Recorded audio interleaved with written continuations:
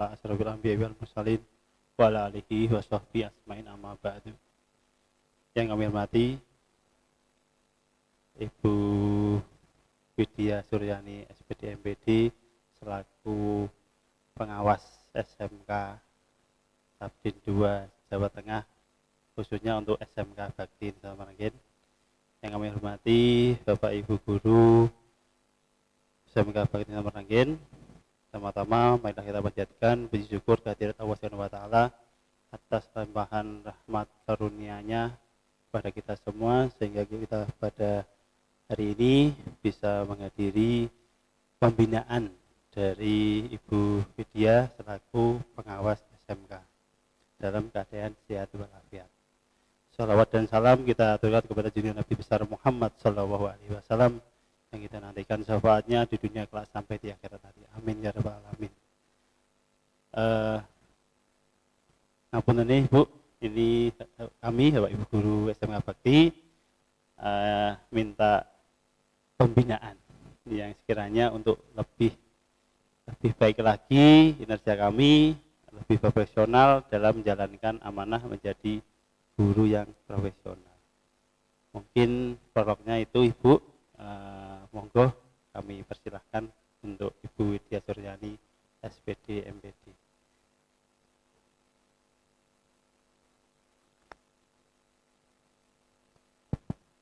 Terima kasih Pak Agung.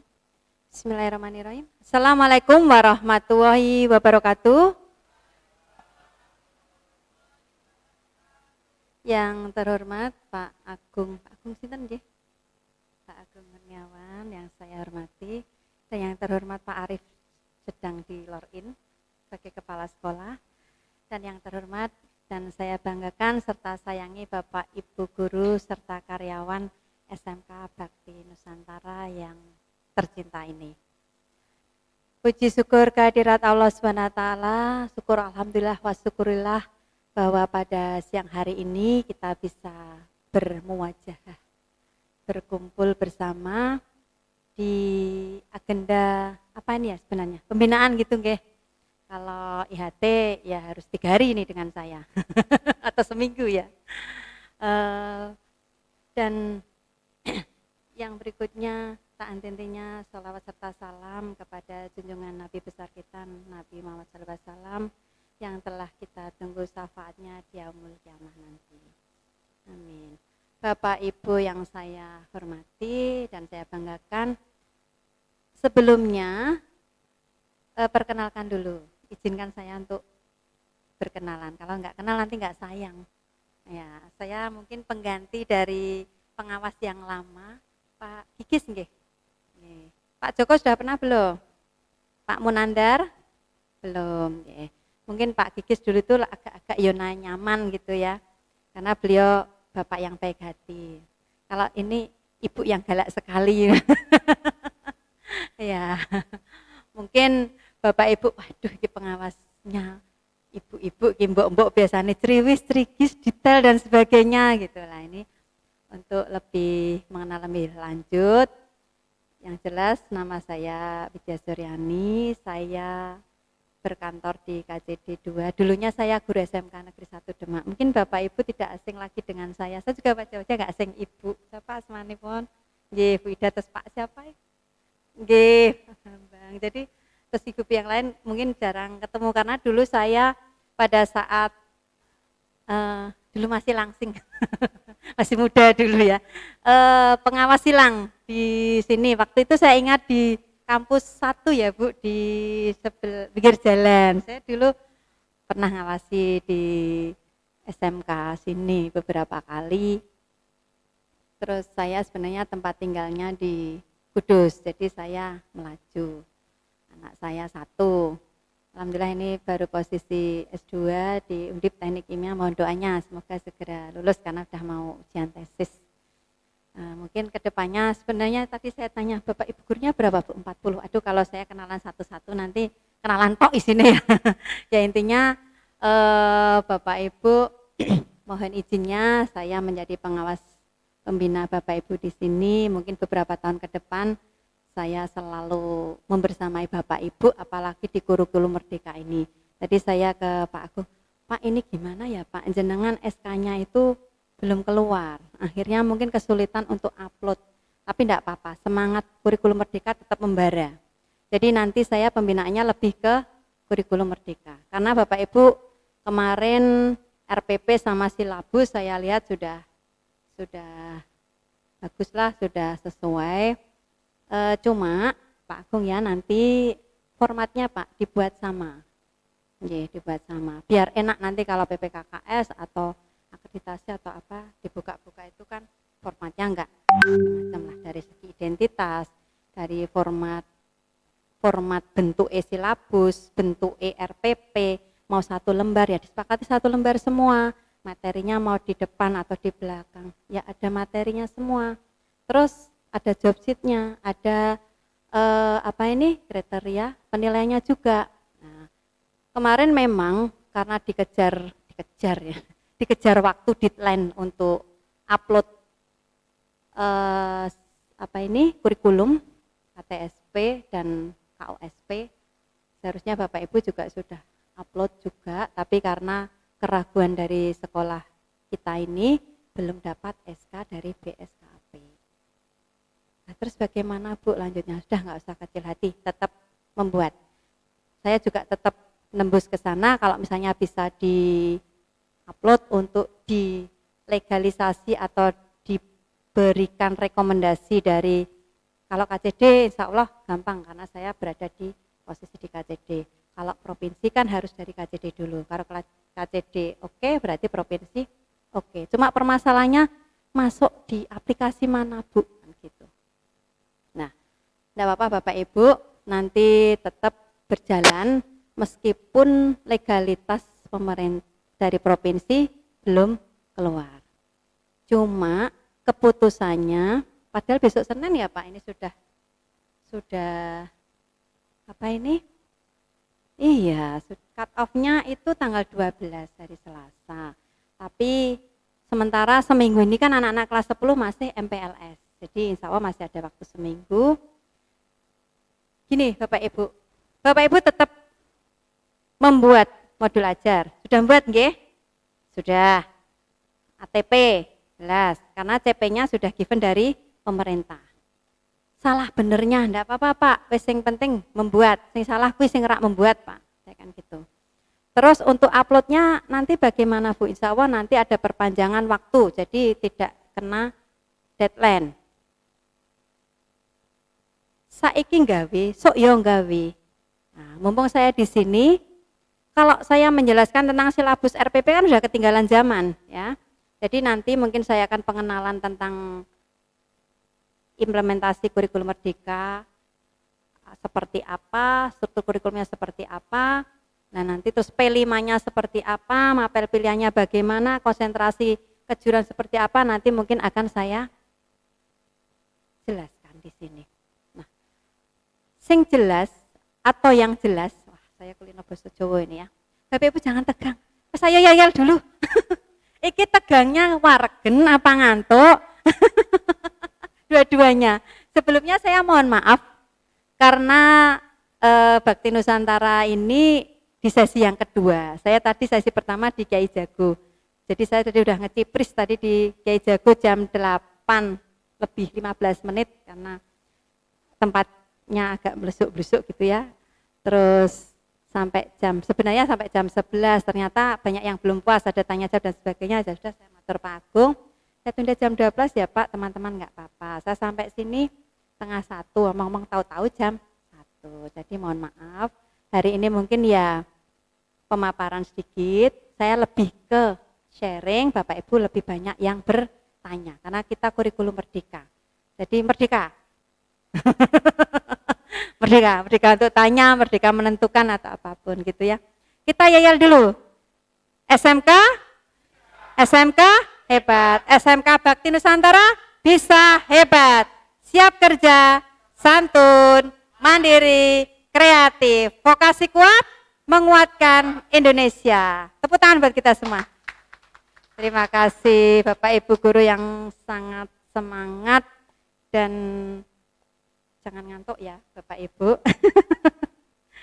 Tetap semangat.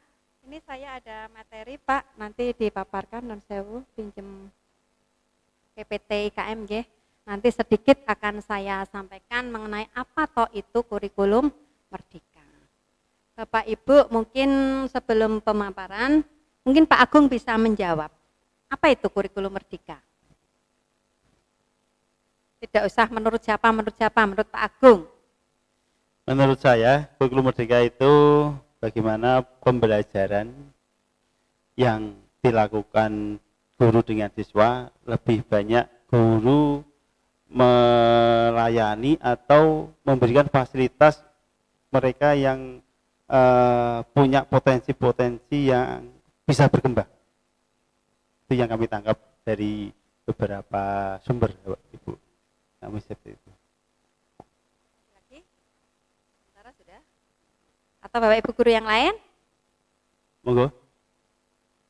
Monggo. Nah, jadi kurikulum merdeka, ya betul apa yang disampaikan Pak Agung. Mungkin Bapak Ibu mengatakan apapun, pokoknya betul ya kurikulum merdeka. Intinya kurikulum merdeka itu adalah satu penyederhanaan dari kurikulum tingkat satuan pendidikan. Apalagi perkembangan zaman ya, era digitalisasi, terus menuju 4.0 ya, di arena globalisasi ini yang sangat-sangat gencar-gencarnya dengan ada media sosial, ada ya pokoknya budaya-budaya dari manapun itu ada. Lah ini untuk mendidik anak kita untuk lebih apa? Soft skill-nya. Nah, jadi dari segi karakteristik anak-anak harus kita tanamkan. Dulu materi dulu itu A, B, C. C-nya C1, C2, C3. Sekarang materinya A dan B. Materi A itu untuk apa? Di antaranya ada agama, PKN, olahraga dan sebagainya. Itu untuk menumbuhkan soft skill siswa kita. Sedangkan yang B adalah kompetensi. Kenapa bahasa Inggris sama matematika kok masuk di B ya Bu? Yang notabene banyak pelajaran produktifnya. Ada proyek IPAS-nya. Nah itu untuk apa? Iya itu untuk kompetensinya, untuk profesional anak-anak. Nah, jadi digabung antara A dan B itu bersatu padu membangun otak kiri otak kanannya anak-anak, anak-anak yang berkompetensi tinggi dan bersoft skill tinggi, berkarakter, berintegritas yang baik. Kemudian muncullah ada profil pelajar Pancasila yang ada 6 itu ya. Di antaranya ada gotong royong, kebinekaan tunggal global, mandiri, bernalar kritis, dan sebagainya. Di PPT IKM Pak. Oke. Jadi intinya nanti Bapak Ibu membangun anak biar dia berkarakter bagus, etiknya bagus, dengan penuh kasih sayang. Jadi Bapak Ibu nanti di kurikulum merdeka ini modelnya tidak konstekstual.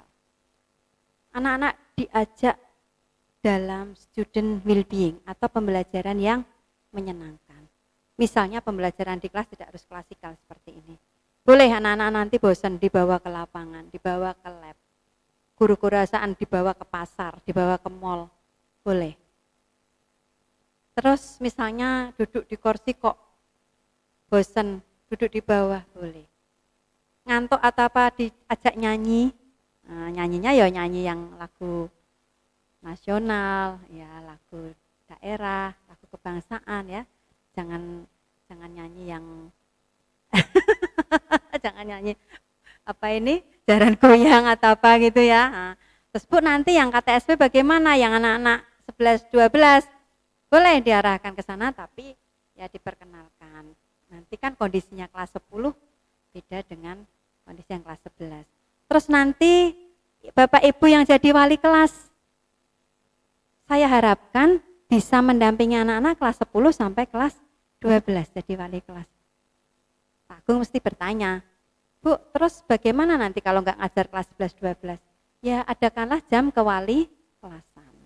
Jam kewali kelasan itu adalah wali kelas meskipun nggak ngajar di mata pelajaran, tapi dia masuk di kelas. Bagaimana caranya? Mungkin dikasih jam ke 0. karena nggak masuk di struktur kurikulum.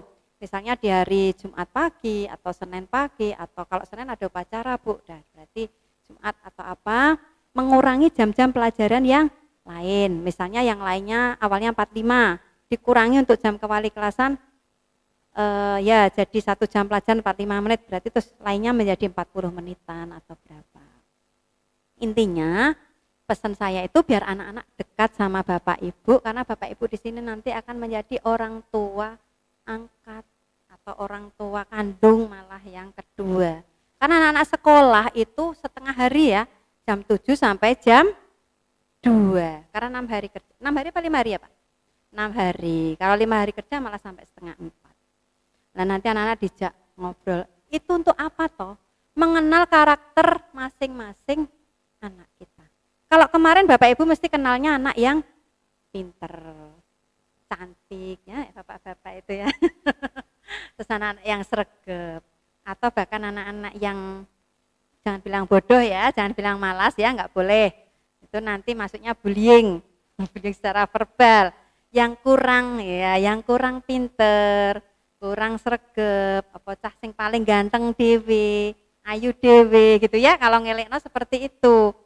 Nah, selain itu mengikutinya dari kelas 10 sampai 11, sampai kelas 12, biar Bapak Ibu paham karakter masing-masing. Karena sekarang muncul apa? Asesmen diagnostik. Diagnostik itu adalah apa? Mengamati, mendiagnosa. Bapak Ibu sudah bisa kok menilai anak itu tanpa ngetes tulis atau tes praktek. Pantas dikasih nilai 9, pantas dikasih nilai 7 atau berapa. Itu maksudnya. Terus tidak hanya tugas dari BK kalau ada permasalahan. Guru BK di sini ada berapa Pak? 3, karena siswanya sekitar 400 lebih ya udah cukup. Nah karena guru BK kan satu guru ngurusi cah 150, ya jel bayangke. Coba Bapak Ibu bayangkan. Nah, pasti kan ada yang terlepas ini, ada anak-anak nggak berangkat juga nggak terpantau atau apa. Lah ini peran Bapak Ibu wali kelas sebagai orang tua kedua di sini. Jadi anak-anak sing sok ngalamun ditanya. Nah, selama tahun pertama kenal jenenge tok atau apa, sing kenal mau sing pinter dan sebagainya. Tahun kedua akhirnya nanti ngelotok. Bapak Ibu di sini aja yang putranya lebih dari 1, pasti karakter anak-anak kan beda-beda. Nah ini maksudnya karakter anak seperti ini nanti diarahkan ke ini, ada proyek profil pelajar Pancasila. Nanti akan ketemu Bapak Ibu harus memilih 3 tema kelas 10 ini. Terus nanti ada proyek IPAS. Terus ada mata pelajaran pilihan di kelas 11. Ada konsentrasi keahlian. Nah itu perlunya Bapak Ibu memahami karakter anak-anak. Nanti passionnya anak di mana, bakatnya anak di mana, diarahkanlah. Bapak Ibu mungkin paham, anakku iki pintere ning seni. Berarti di otak kanannya. Di akademisnya ora pati pinter. Lah, Bapak Ibu kan mesti mengarahkan, "Nang, Duk, nanti kuliah di sini, nanti kerjanya di sini." Nah, itu arahnya ke situ. Biar nanti pada saat anak-anak bekerja dia sesuai apa yang dia kuasai, yang dia senangi. Nggih. Sudah ketemu, Pak? Nggih. Nah, sambil kita melihat tayangan, saya sambil berdiri apa duduk ini? Ini serasa berdiri saya kok, tinggi sekali saya di sini. Iya, merdeka. Udah santai aja. Nanti sambil di sela-sela saya menjelaskan, karena ini sebelumnya saya mohon maaf lahir batin, mungkin hanya 2 jam atau 3 jam. Asar nggih, kita sepakati sebelum asar nggih, kita tutup. Nanti kalau nggak puas, pasti nggak puas Bapak Ibu. Saya puaskan di luar nanti. Lewat WA nggih, nanti bisa di-share Pak nomor HP saya. Bapak Ibu guru, saya ingin ada pertanyaan dan selalu ingin tahu, karena kurikulum merdeka ini benar-benar hal yang baru, meskipun di luaran sana di video, di YouTube, di mana-mana itu banyak sekali. Tapi nggak usah kemana-mana lah, ikut saya aja sebagai pengawas pembina Bapak Ibu. Soalnya nek Bapak Ibu nggak membuat enggak apa kan yang ngelek ke saya, tidak yang dari mana-mana itu. Nah, ini tadi pesan saya, yang penting formatnya sama. Nanti modul ajar pun sama. Kalau CP kan sudah dari given pemerintah, mesti isinya sama. Lah, di kurikulum Merdeka ini karena disederhanakan, CP-nya terlalu banyak, Bu. Boleh disederhanakan atau dipersingkat. Misalnya digabung seperti KTSP yang disederhanakan kemarin. Jadi misalnya elemennya hampir sama, digabung-gabungkan menjadi dari 2 elemen menjadi 1 elemen boleh. Terus seandainya kok kurang, Bu, dalam 1 tahun CP-nya elemennya hanya 2 atau 4 misalnya, ditambah lagi boleh. Yang penting tidak membuang atau mengurangi. Tadi ya disederhanakan, dijadikan 1. Gitu. Oke, monggo. Nah, ini seharusnya posisi sekolah Bapak Ibu harus punya SK berdasarkan Kepala Dinas Pendidikan nomor sekian. Karena SK-nya nggak tahu kenapa ya Pak Agung kok nggak keluar di PSKAP. Karena kemarin memang Pak Rojik yang mengesahkan merekomendasi kurikulum Merdeka itu ngendikan bahwa sekitar ada 10% ada sekolah yang belum ada SK-nya. Padahal kemarin saya tuh bersemangat, ya sudah kalau nggak keluar SK tetap membuat, tetap punya angan-angan bahwa next nanti kelas 10 itu sudah mulai dengan kurikulum Merdeka. Ternyata di aplikasi tadi saya tanya kok nggak keluar. Nah, ini solusinya bagaimana, Bu? Coba nanti akan saya tanyakan. Nek kemarin hemat saya tetap buat, tetap diunggah meskipun tidak ada SK. Yang penting kalau KCD rekom, otomatis provinsi juga rekom. Berarti Bapak Ibu melaksanakan kegiatan ini, kurikulumnya sudah ilegal. Nah, sudah ditetapkan. Ya sudah, ini kita abaikan. Yang penting intinya kita niat hati dengan tulus ingin mempelajari dan belajar kurikulum Merdeka. Gitu nggih?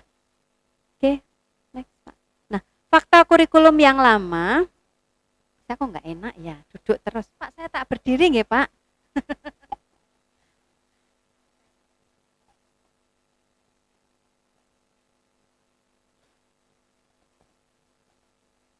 Jenengan duduk enggak? Apa, Pak? Oh.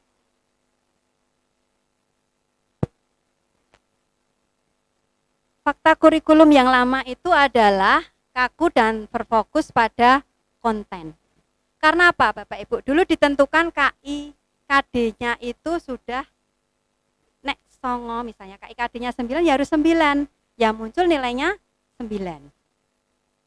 Kalau sekarang enggak, tadi sudah saya sampaikan misalnya elemennya atau CP-nya ada beberapa, misalnya 9.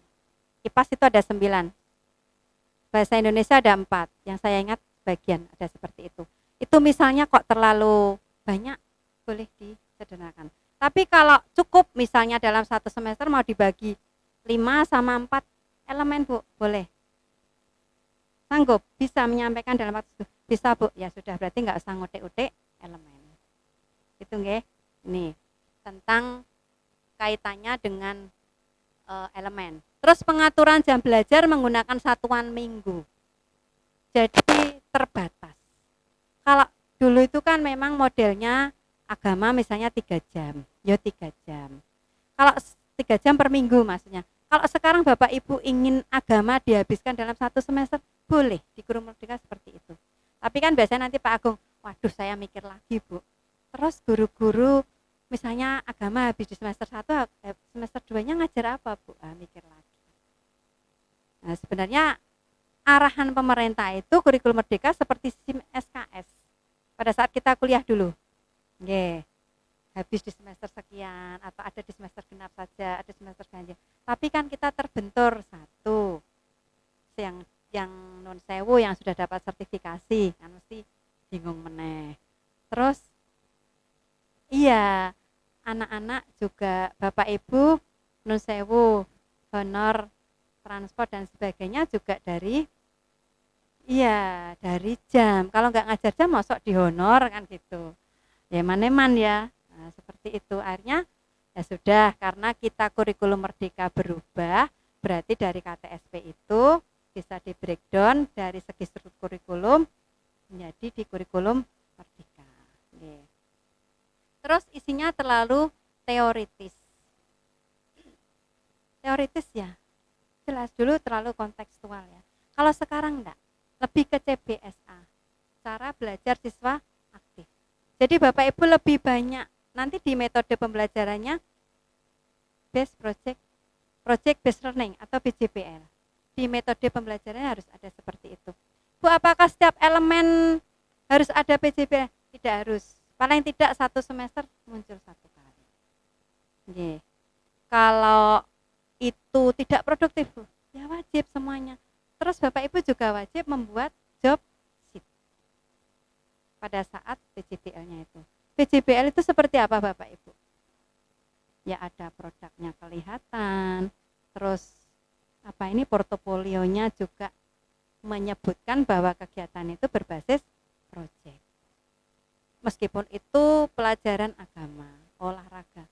Olahraga kira-kira proyeknya apa ya? Apa misalnya?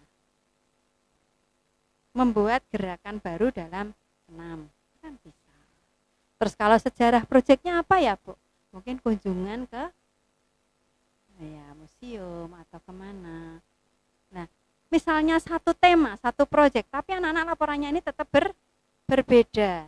Nah, nanti di pertanyaan pemantiknya itu nanti dimunculkan pada saat Bapak Ibu membuat modul ajar. Kemarin ada yang sudah membuat ya Pak, contoh ya, nanti saya ingin melihat setelah saya menjelaskan. Monggo di sela-sela ini boleh tanya. J. Jadi dukun.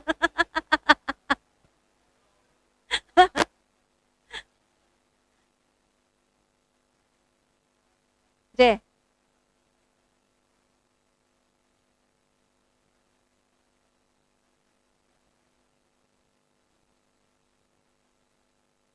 Nggak kelihatan. Pak, elemennya kan tidak hanya satu. Elemennya ada beberapa kan. Jadi tidak semua elemen harus ada proyek. Satu semester itu misalnya diidentifikasi elemen yang sekiranya bisa hasil proyek, ya itu yang diambil. Jadi nggak harus semua elemen harus diprojekkan. Gitu ge. Ada lagi. Apa tadi latihan jadi dukun gitu. Kayak apa? Proyeknya jadi dukun. Terus dulunya beranggapan pendekatan tematik itu untuk PAUD sama SD. Mungkin Bapak Ibu yang kagungan putra di PAUD sama SD yang kemarin sebenarnya sudah itu pembelajaran kita harus seperti itu. Dan KTSP yang disederhanakan kemarin pada saat kita ada COVID karena PJJ dan sebagainya itu sebenarnya juga tematik. Iya, semuanya harus mensupport. Sekarang pun seperti bahasa Inggris, matematika masuk di kelompok MAPEL B, itu kalau Bapak Ibu guru produktif kesulitan bahasa Inggris boleh jawil guru bahasa Inggris. Tolong saya dibantu. Ini elemennya mengenai speech bahasa Inggris, misalnya dalam wawancara di suatu perusahaan atau membuat surat lamaran pekerjaan. Wah, guru produktif kukur-kukur ini tidak bisa ini ya misalnya. Guru bahasa Inggris suruh suruh membantu. Lah, intinya nanti anak-anak didrill sampai pinter, minimal little I can ya, sedikit-sedikit bisa bahasa Inggris. I don't know dan sebagainya itu ya. Nah, pokoknya sekarang Bapak Ibu mindsetnya harus seperti itu, harus merubah. Nah, nanti ada konsentrasi keahlian juga, ada mapel pilihan juga, nanti akan sampai ke sana. Kemudian next. Nah, evaluasi kurikulum 13. Kita tidak mengatakan KTSP itu tidak bagus, tidak baik atau apa. Memang semuanya harus berkembang, semuanya harus mengikuti perkembangan zaman. Bapak Ibu harus belajar seumur hidup. Belajar terus ya. Lah nek gak ono ngene mesti Bapak Ibu di zona nyaman. KTSP silabus copy paste gitu ya. Syukur-syukur nggak lupa tanggal, tahun. Kadang lupa. Tanggal-tanggal nggak diganti, sekolah atau pinjam sana sini. Nah, itu. Kalau sekarang kan nggak mesti pengen tahu apa sih modul ajar itu apa. Nah, karena perkembangannya seperti itu. Dan sana sini tuh banyak sekali Bapak Ibu. Wes sing penting apa yang disampaikan saya hari ini itu sing diugemi. Kan nanti yang memvalidasi saya, yang nanda tangani saya. Kok nek disalahke saya yang tanggung jawab. Ya kok gini misalnya. Besok suatu saat ada akreditasi, asesornya beda pemahamannya dan saya dihadirkan. Ya, karena ini Bu Widya ini yang menyuruh meminta seperti ini. Nah, seperti itu.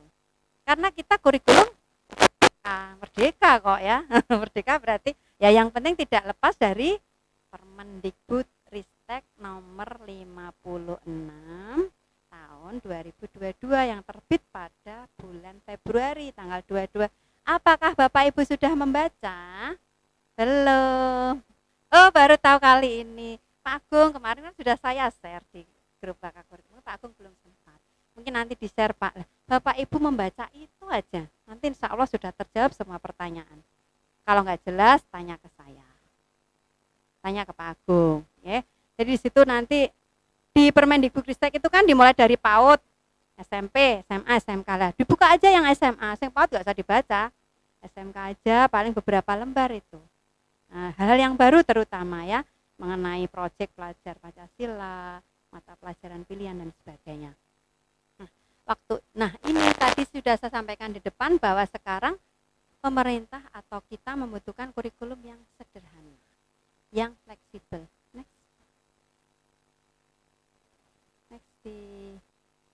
Nah dulu terlalu administratif. Nah ini kebutuhan kurikulum yang sekarang sederhana, mudah dipahami dan diimplementasikan. Kemudian fokus pada kompetensi dan karakter semua peserta didik. Ya kompetensi, ya karakter. Makanya tadi harus seimbang otak kanan dan otak kiri. Ya soft skill, ya hard skill. Soft skillnya justru malah lebih banyak. Terus kemudian Bapak Ibu lebih peduli ke anak-anak biar karakternya lebih up, lebih bagus. Sak pinter-pinternya anak, kalau dia nggak punya attitude, nanti akhirnya tidak akan diterima di perusahaan. Terus kurikulum sekarang untuk apa? Mengajak anak-anak tadi yang yayal kita. Siap kerja, santun, mandiri, kreatif. Dari mana bisa anak kreatif? Nanti di P5 BK-nya atau di P5. Bapak Ibu sudah paham tentang P5? Belum, nanti akan sampai sana. Itu anak-anak dibekali kalau seandainya anak-anak tidak diterima di instansi atau di perusahaan, dia akan menjadi seorang entrepreneurship yang handal, berwirausaha, yang mandiri itu tadi. Dengan materi P5 itu, dengan pelajaran kewirausahaan, dengan proyek IPAS-nya, dengan mata pelajaran pilihannya, dengan konsentrasi keahlian yang sekarang tidak mengikat anak. Anak passionnya di mana? Dibawa di konsentrasi keahliannya itu. Kemudian fleksibel, selaras dan memperhatikan hasil kajian dan umpan balik. Nah, jadi intinya Bu, misalnya anak-anak itu di proyeknya target 3 bulan selesai tapi tidak selesai, ya Bapak Ibu fleksibel lah lebih. Karena melihat tadi ya karakter anak mungkin agak diperlakukan berbeda dengan anak yang lain. Pak intinya begitulah, melayani dengan sepenuh hati atau service excellent. Nah ini tadi yang sudah saya sampaikan. Untuk dasar hukumnya Undang-Undang Sikdiknas dan sebagainya masih berlaku. Kemudian kalau dulu kan Permen 65 yang tahun sekarang baru lagi muncul yang dipakai adalah nomor 56, ada kerangka dasarnya, spektrum keahlian, kemudian ada struktur kurikulum. Kemudian nah iki keputusan BSKAP juga sekarang yang terbaru adalah nomor 033. Tadi saya belum sempat membetulkan. Yang nomor 08 itu hanya capaian pembelajaran yang fase E, yang hanya untuk kelas 10. Sekarang yang terbaru 033. Sudah dapat? Pasti sudah. Ya, 033 yang saya kirim di Bakal Kurikulum itu lengkap dengan fase F, kelas 11, 12. Karena kita posisinya di kelas 10, sementara yang dipakai hanya fase E, tapi tetap pakai yang 033. Karena ada perubahan sedikit. Nah itu kadang Bapak Ibu nyomot dari sana sini ternyata nggak ada melihat perubahan. Tapi tidak apa-apa, hampir sama. Yang penting Bapak Ibu memahami dulu apa toh kurikulum merdeka ini. Oke, next. Kemudian, nah, dalam Merdeka Belajar ini arah perubahan sistem pendidikan di masa yang akan datang adalah di situasi sekarang, berarti di posisi KTSP ya Bapak Ibu, belajar adalah sebagai kewajiban. Anak-anak itu ya memang wajib belajar itu. Padahal Mas Nadiem Makarim itu kan bilang ya, ora sekolah. Apalah arti, tapi nggak seperti itu, terus tidak ora sekolah, engkau lulus, gitu kan enggak ya. Karena kita di Indonesia tetap sekolah formal yang notabene akan mendapatkan ijazah atau sertifikat itu adalah sangat diperlukan nanti untuk mendaftar di suatu perusahaan atau di instansi, karena ukurannya masih seperti itu. Beda kalau misalnya anak non sewu karena kondisi orang tua tidak kurang mampu atau mampunya kalau nggak mampu aja bisa ada paket paket chip dan seterusnya. Jadi intinya harus dibekali seperti itu. Terus kemudian belajar menjadi sebuah pengalaman yang menyenangkan. Tadi sudah saya sampaikan ke Bapak Ibu bahwa student well-being atau pembelajaran yang menyenangkan tadi sudah saya sampaikan, nggak harus klasikal. Sora model, sora zamane, ninggal ke catatan, dirangkum, ninggal ke tugas. Tugas diselesaikan, saya tak keluar dulu. Keluar dulu mungkin sarapan atau apa ya. Sekarang anak-anak tetap learning by doing ya. Belajar sambil mengerjakan sesuatu, Bapak Ibu tetap ada di sekitar. Anak-anak dilatih untuk percaya diri. Tidak tugasnya hanya guru bahasa Indonesia, bahasa Inggris untuk presentasi. Semua Bapak Ibu guru mapel melatih anak-anak berani ngomong, berani berbicara di depan, berani mengungkapkan atau menyampaikan ide dan gagasan, berani membuat suatu keputusan. Makanya tadi nanti kalau dipamerkan modul ajarnya di pertanyaan pemantik harus seperti itu. Jadi anak-anak harus dilatih untuk berpikir kritis dan bisa menganalisa sesuatu. Oke, kemudian sistemnya yang tertutup, pemangku kepentingan bekerja dengan sistem mereka sendiri. Sekarang sistemnya terbuka. Ya, karena semuanya ada kepentingan. Nanti pada saat proyek profil pelajar Pancasila sudah kita tentukan temanya, semua Bapak Ibu menjadi pembimbing anak-anak untuk mengerjakan P5. Karena P5 itu adalah sesuatu yang ada hasilnya, ada produknya, ada laporan. Disebut apa laporan itu? Portofolio. Lah yang membimbing siapa? Bapak Ibu semua. Sini Bapak Ibu guru jumlahnya berapa Pak Agung? 40? Sekitar 40 ya. Kalau kelas 10-nya nanti ada 200 siswa, berarti satu guru dapat berapa siswa? 5. Nah, nanti membimbing 5 siswa dalam P5. Ya meskipun nanti temanya apa, subtemanya apa, Bapak Ibu tidak menguasai, tidak apa-apa. Wah saya nyusun proposal kan tidak bisa. Nanti bagiannya guru bahasa Indonesia, mungkin ada kelas pada saat menyusun proposal. Kalau membuat suatu perhitungan usaha, kalau misalnya itu suatu produk, guru kewirausahaan yang memberikan materi. Lah Bapak Ibu guru yang lain apa tanggung jawabnya? Ya tanggung jawab anak-anak itu menyelesaikan P5 sampai membuat laporan. Kan tidak mungkin satu kelas misalnya P5-nya dipasrah ke guru kewirausahaan saja atau guru produktif saja atau koordinatornya saja, padahal anak kita kan banyak sekali.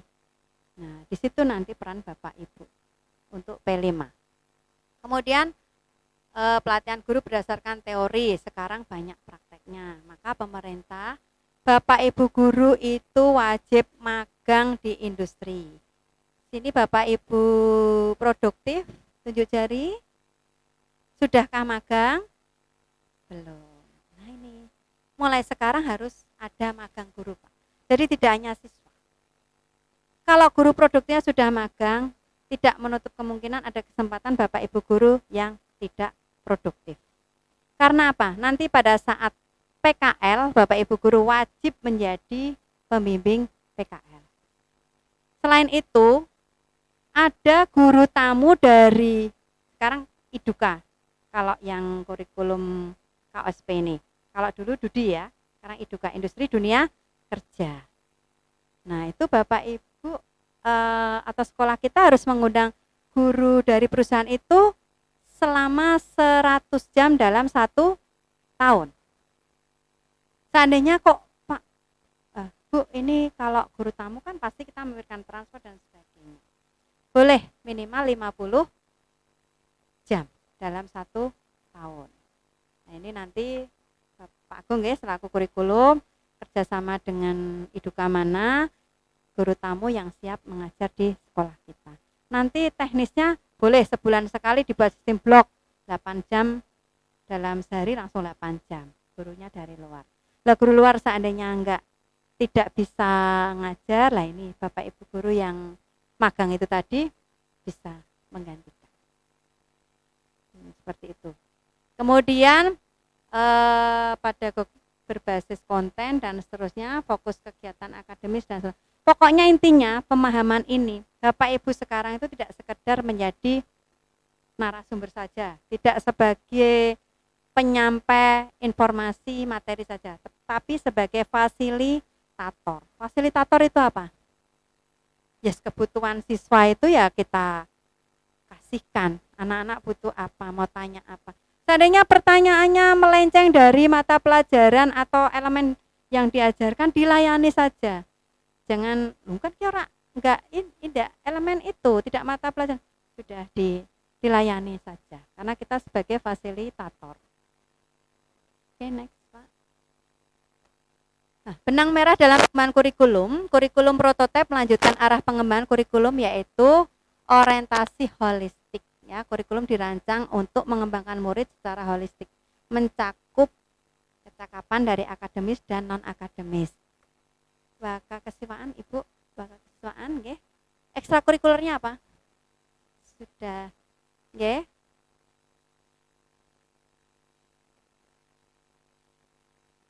Nggih. Nggih.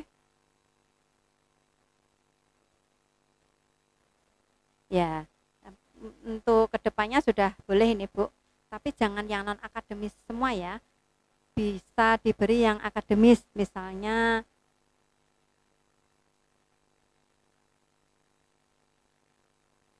entrepreneur, nggih, bisa dari akademisi, nggih. Terus misalnya untuk bahasa Inggris, English Club, terus penelitian ilmiah atau apa, nggih, jadi melengkapi. Anak-anak juga ada yang lebih tinggi di akademisnya, ada yang lebih rendah di non akademis. Jadi kita sebagai sekolah harus memberikan pelayanan yang maksimal. Ya, kemudian berbasis kompetensi, bukan konten. Kompetensi itu adalah anak-anak yang mampu di basic apa, nanti di konsentrasi kalian diarahkan ke sana. Di mata pelajaran pilihan nanti di kelas 11, kalau sekarang kan kita kerjasamanya dengan Jepang karena kita punya otomotif. Mungkin ada Bapak Ibu guru yang pandai berbahasa Jepang bisa menjadi ya di mata pelajaran pilihan. Pokok terus selain itu apalagi pokoknya yang bisa meningkatkan. Iya, maaf saya pengen batuk. Sebentar tak minum dulu nggih.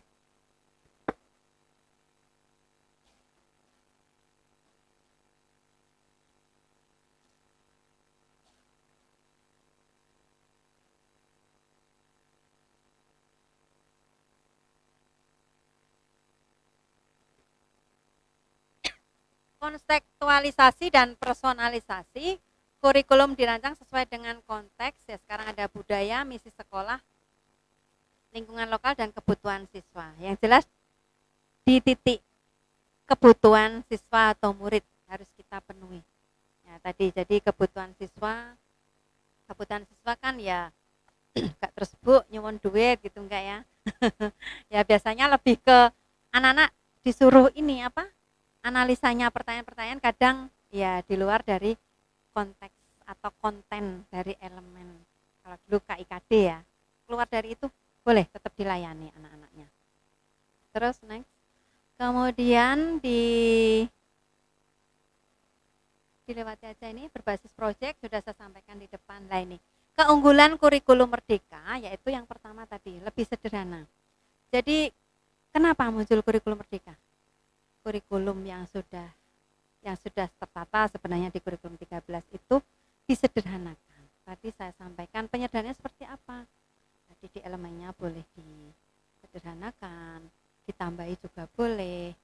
Terus lebih merdeka, guru mengajar sesuai tahap capaian dan perkembangan peserta didik. Sekolah fleksibel mengembangkan kurikulumnya. Tadi saya sudah sampaikan, boleh ditambahi. Boleh lebih disederhanakan. Melihat apa? Kondisi SDM, kemampuan Bapak Ibu guru, kondisi anak-anaknya, kondisi sarana prasarananya. Terus lebih relevan dan interaktif. Dalam pembelajarannya melalui kegiatan proyek memberikan kesempatan yang lebih luas.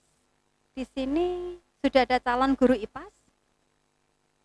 Guru IPA berarti dulunya. Guru kimia, fisika ada? Tunjuk jari. Ya, Bapak mungkin sudah paham tentang proyek IPAS sedikit-sedikit? Sudah paham tentang proyek IPAS? Ye, sudah paham? Ye, kira-kira apa, Pak? Sudah dibaca elemennya? Oh, belum. Ya, nanti sambil belajar ya, Pak. Kan karena sudah ada given dari pemerintah itu tadi yang dari Permen BSKAP nomor 033 itu nanti di-share karena itu ada 2000 berapa halaman, di-share aja yang project IPAS fase E itu nanti akan keluar. Nah, di project IPAS itu nanti panjenengan membuat salah satu proyek yang berkaitan dengan elemen. Nah, proyeknya itu melatih siswa untuk berwirausaha atau menghasilkan sesuatu atau apapun. Teman-teman yang saya tanya kemarin di sekolah-sekolah binaan itu ada yang hidroponik, menanam hidroponik, ada yang juga membuat tempe, kan ada kaitan di elemen itu kan apa itu lingkungan hidup atau apa itu, oke. Monggo. Jadi di proyek IPAS itu dalam satu semester cukup satu, sama seperti mapel yang lain. Kalau lebih dari satu lebih bagus. Itu untuk apa? Toh ya melatih anak-anak biar bisa membuat, tapi dikaitkan dengan kegiatan proyek IPAS itu. Oke. Terus next. Nah, dalam kerangka kurikulum SMK di spektrum keahlian sekarang ada 2, bidang keahlian dan program keahlian. Kemudian konsentrasi keahlian dikembangkan oleh sekolah yang tadi sudah saya sampaikan ke Bapak Ibu. Di struktur kurikulum itu ada 2, kelompok A dan kelompok B. Tadi kelompok A ada 7 mapel, di antaranya bahasa Indonesia, di atas dulu ya, agama, PKN, bahasa Indonesia, sejarah, seni budaya. Sekaligus saya tanya, di sini guru seni budaya sinten nggih? Nah, seni budaya apa Pak yang mau dipilih besok? Seni rupa. Bisa melukis apapun?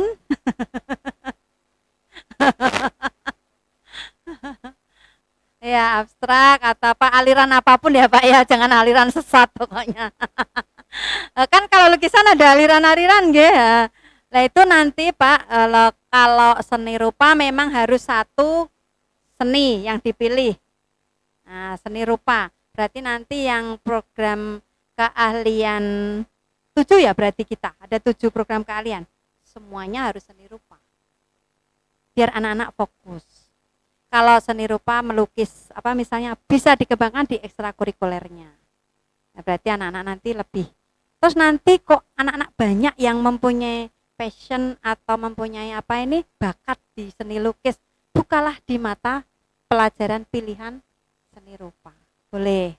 Jadi anak-anak lebih apa ya? Kalau ada mapel pilihan itu kan berarti SDM atau Bapak Ibu gurunya ada yang mengajar di seni rupa, juga ngajar di seni rupa di mapel A, nanti di mapel B dilanjutkan lagi, anak-anak disuruh masuk ke mapel pilihan seni rupa. pinter ngelukis kan akhirnya bisa mendatangkan uang. Nah, pokoknya begitu ya, mengantar anak untuk siap kerja, santun, mandiri dan kreatif, itu yang dipakai. Itu nggih. Jadi kurikulum Merdeka itu seperti itu. Nah, capaian pembelajarannya CP sekarang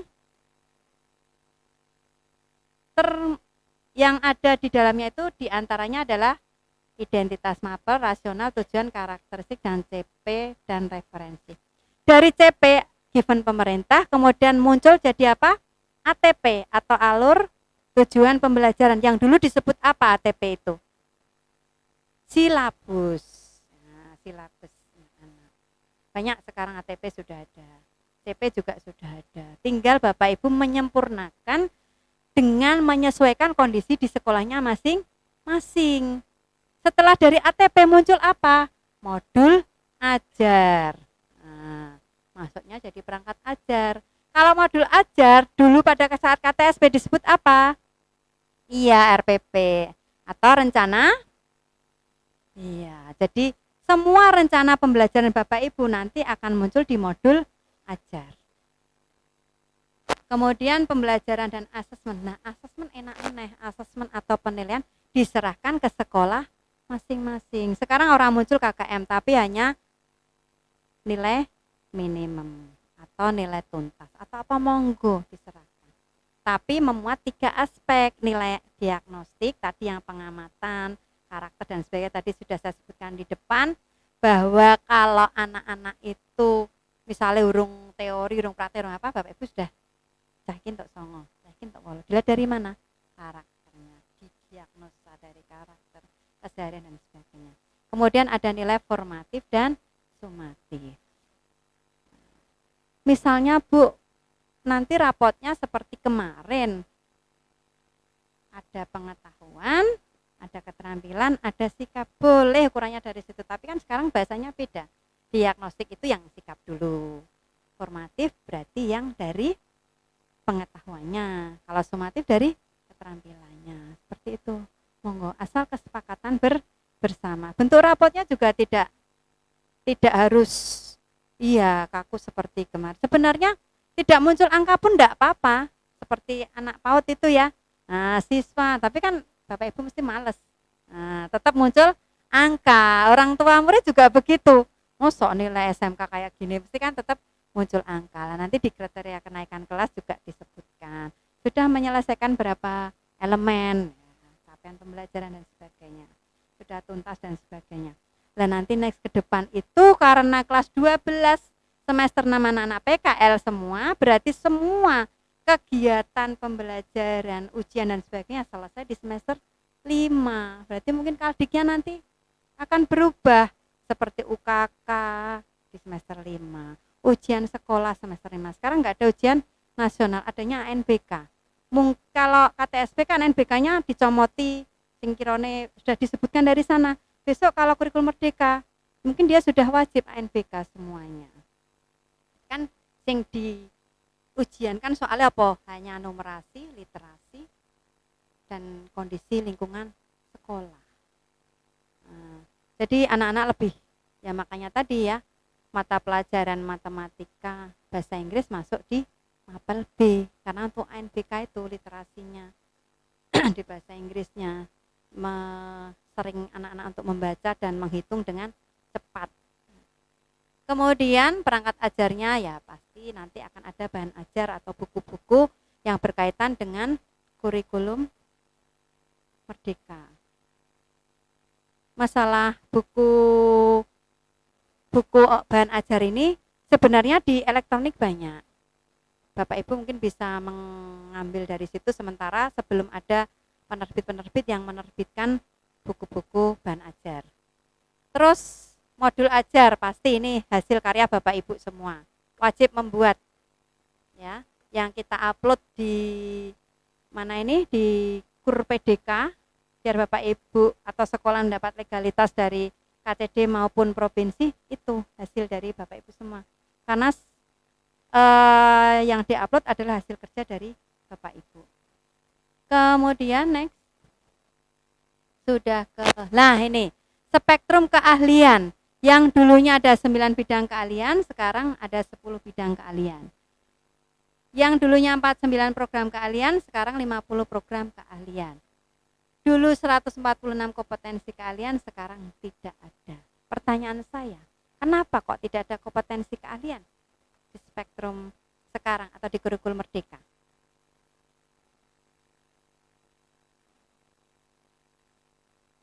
Sudah bergabung di program keahlian. Ada lagi? Karena sekarang namanya tidak kompetensi keahlian, tapi apa? Konsentrasi keahlian. Kenapa tidak dicantumkan konsentrasi keahlian kembali kepada sekolah masing-masing? Mau 2, mau 3. Misalnya contohnya di otomotif ada ya, sini teknik otomotif. Nah, misalnya 3 di chassis, AC, terus apalagi audio misalnya. Udah 3 itu aja yang dimasukkan. Anak-anak biar benar-benar ini aja sudah ini juga anak-anak boleh milih mau ke chassis saja atau AC saja atau audio saja. Tapi kalau Bapak Ibu berpikir nanti yang milih AC cuma 3 anak. Wah, kita kok kurang efektif ya. Boleh dibuat semuanya anak ikut AC dulu aja berapa bulan atau 1 semester lah, nanti semester berikutnya. Iya, gitu. Jadi anak-anak lebih penguasaannya lebih daripada banyak yang dipelajari tapi gak ono sing nyantol. Iya. Di luar kepala semua. Karena sidik gitu ya. Malah pinter ya di luar kepala. Di luar kepala, Bu. Ya di luar kepala karena ya sidik tadi ilmunya. Kalau sekarang lebih fokus. Itu bisa diterima nggih? Jadi kenapa enggak ada kompetensi kalian? Dan sekarang jangan salah juga di KTSP itu dulu juga namanya kalau otomotif TKRO ya kompetensi kalian. Sekarang di program keahlian teknik otomotif. Ya nanti bisa dilihat berikutnya. Monggo di next. Nah coba di Persane kita ada 7. Kira-kira bidang keahliannya yang masuk apa? Teknologi, manufaktur, dan rekayasa. Itu disebut apa? Bidang keahlian. Program keahliannya kita apa? Teknik otomotif. Sudah itu aja. Sekarang tidak ada ketua kompetensi keahlian. Adanya apa? Ketua program keahlian atau KPK. Di sini KPK-nya hadir semua. Hadir, alhamdulillah. Jadi nanti semakin paham untuk nanti next tahun depan konsentrasi keahlian apa yang mau dipilih. Kalau dasar-dasar kejuruan ya misalnya Bu terlalu banyak Bu, dasar kejuruan kan hanya 12 jam. Boleh tidak semuanya elemen atau apa ya dulu itu mata pelajaran ya, berarti mata pelajaran yang poin-poin itu kalau mau difokuskan berapa juga boleh. Terus apalagi bidang kalian kita? Bisman, bisnis dan manajemen, apa jurusannya? Akuntansi dan keuangan lembaga masih tetap, tapi dulu yang KTSP disebut kompetensi keahlian. Kalau sekarang program keahlian. Terus apa lagi? OTKP, dulu apa? Otomatisasi tata kelola perkantoran. Sekarang lebih keren lagi, manajemen perkantoran dan layanan bisnis. Singkatannya apa? MPLB. Jadi Bapak Ibu lebih fasih ini ngomongnya, saya sendiri aja. Wah, segmen saya banyak sekali jurusan, ya ora hafal-hafal ini. Nah, cuma 2 jurusan, 3 jurusan saya hafal. Oh, sini 7. Aduh. Ya Bapak Ibu juga mungkin agak nganu ya, antara KTSP menyebutkannya kelas 11 TKRO. Ini bener. Tapi naik kelas 10 kalau sekarang kurikulum Merdeka tidak TKRO tapi TO, teknik otomotif. Karena program memulainya dari situ dulu. TO. Terus apalagi ini ada sudah 3. Yang berikutnya multimedia. Sekarang jadi apa? Masuknya di seni dan ekonomi kreatif. Itu disebut apa? Bidang keahlian. Masuknya apa? Multimedia. DKV, desain komunikasi visual yang lebih mendekati. Padahal toh multimedia itu ya nyoting iya. Desain grafis iya, apa iya. Nah, makanya mengerucutlah dipilih menjadi desain komunikasi visual. Dan nanti di konsentrasi keahliannya mau milih apa di desainnya itu. Boleh 2, boleh 3. Tadi saya sampaikan melihat kemampuan Bapak Ibu guru yang mengajar, melihat kemampuan sarana dan prasarana yang ada di sekolah. Terus passion siswanya lebih kemana? Lah itu tadi Bapak Ibu wali kelas, Bapak Ibu guru mapel harus tahu bahwa anak ini passionnya banyak di sini ya Pak. Oh berarti nanti next kita konsentrasi pilihannya ini saja, mata pelajaran pilihan ini saja. Begitu. Terus apa lagi? 4 ya, multimedia yang kelima. Apa program keahliannya? Tata busana masuknya di mana? Sama ya, seni dan ekonomi kreatif. Itu di bidang keahlian. Program keahliannya tata busana. Nah, tahun kemarin KTSP tata busana. Nah, bedanya di situ. Jadi nanti kalau modul ajar ya ngambilnya ini. Ya, bidang keahlian apa, program keahliannya apa.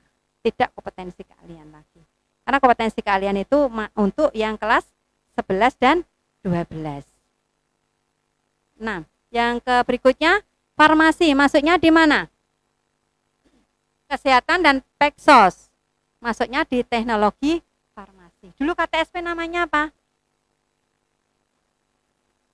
Nah, farmasi dan klinis kesehatan.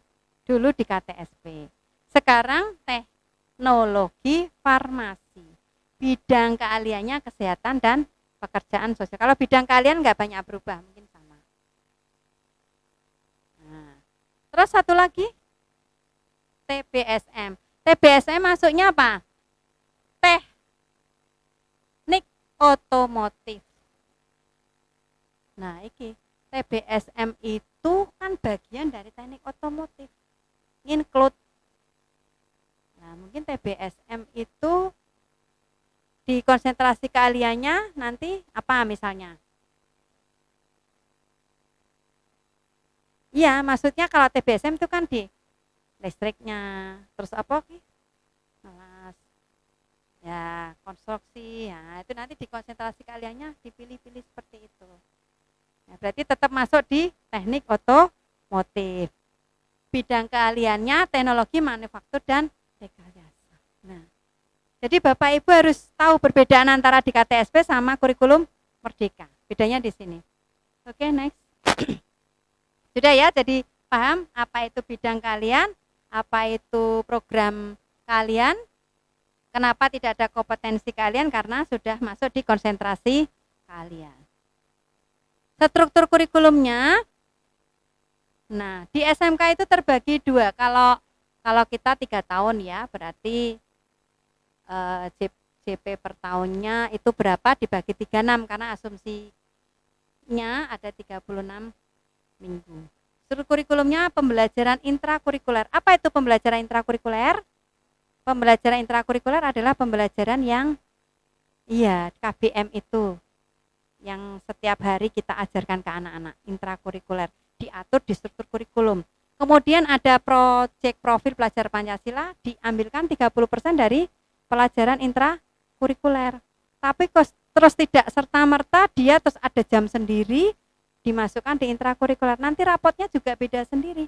P5 itu rapotnya berdiri sendiri, tidak masuk di pembelajaran intra. Oke.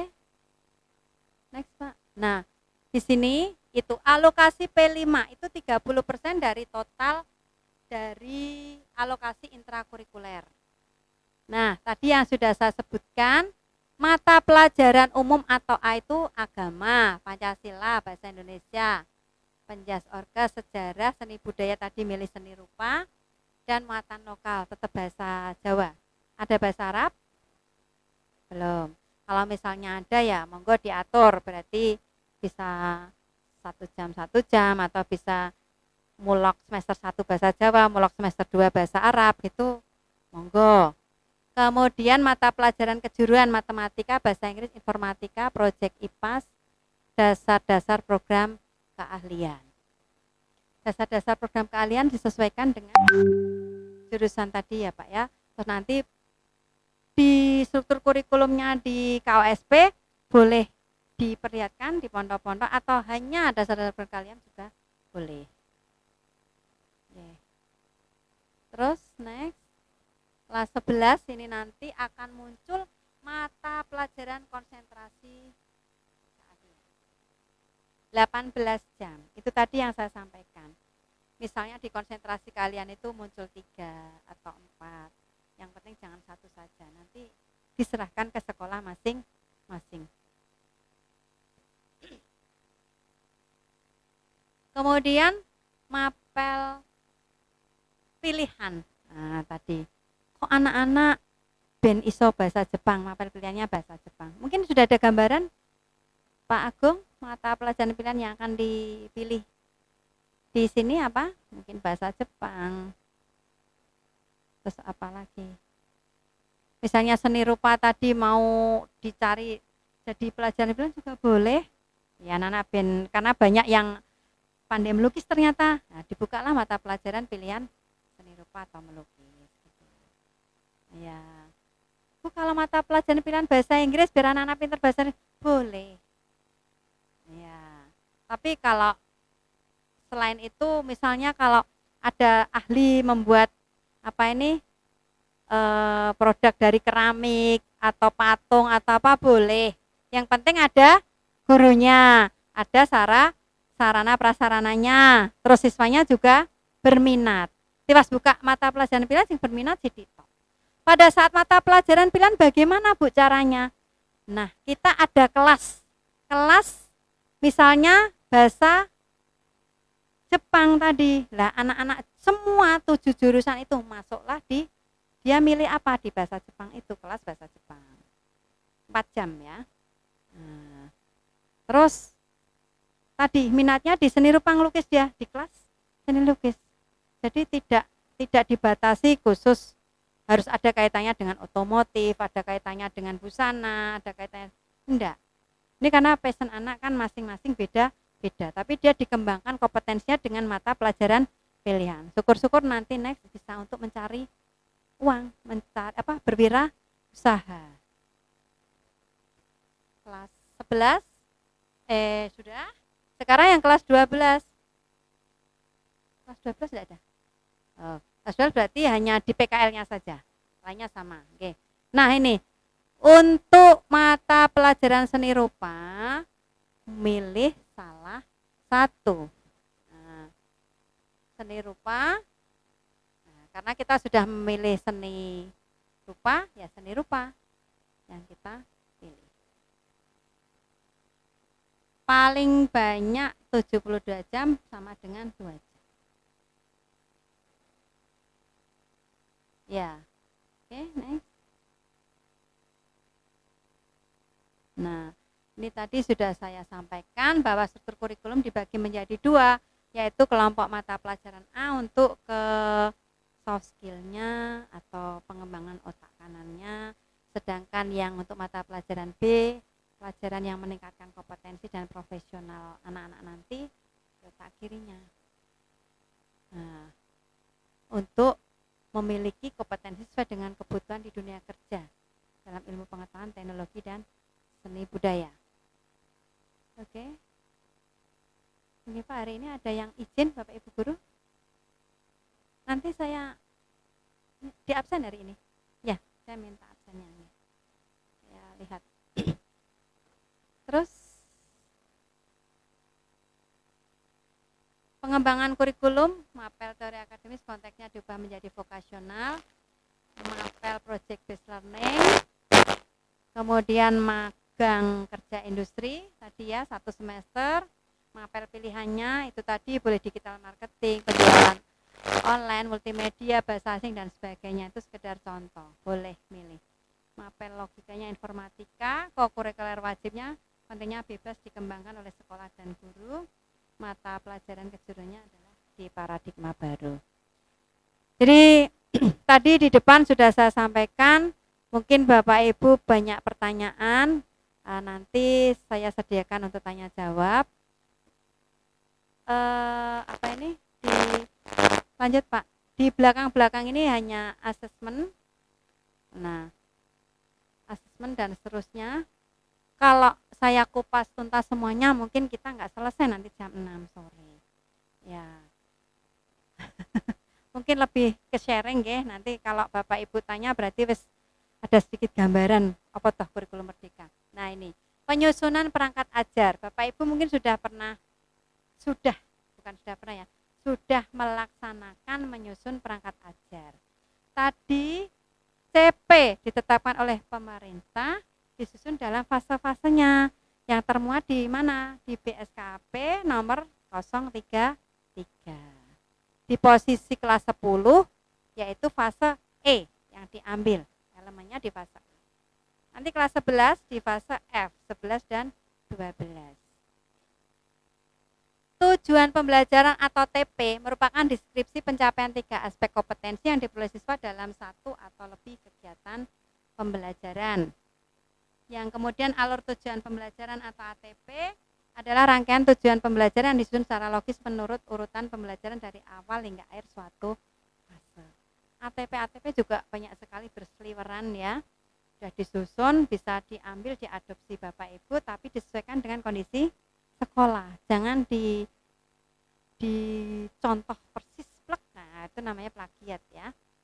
Ya, copy paste tok, nggak ada editnya. Juga harus diedit sesuai dengan kondisi. Kemudian muncullah modul ajar. Guru dalam satuan pendidikan diberi kebebasan untuk mengembangkan modul ajar. Tadi sudah saya sampaikan pengembangan dari CP, kemudian berkembang jadi ATP, kemudian jadi modul ajar. Boleh Bapak Ibu kembangkan, boleh ditambahi, boleh sedikit disederhanakan karena elemennya terlalu banyak juga boleh. Monggo, next. Prinsip pembelajaran dan asesmen. Nah, ini asesmen atau penilaian. Pemerintah hanya mengatur prinsip dari pembelajaran dan asesmen.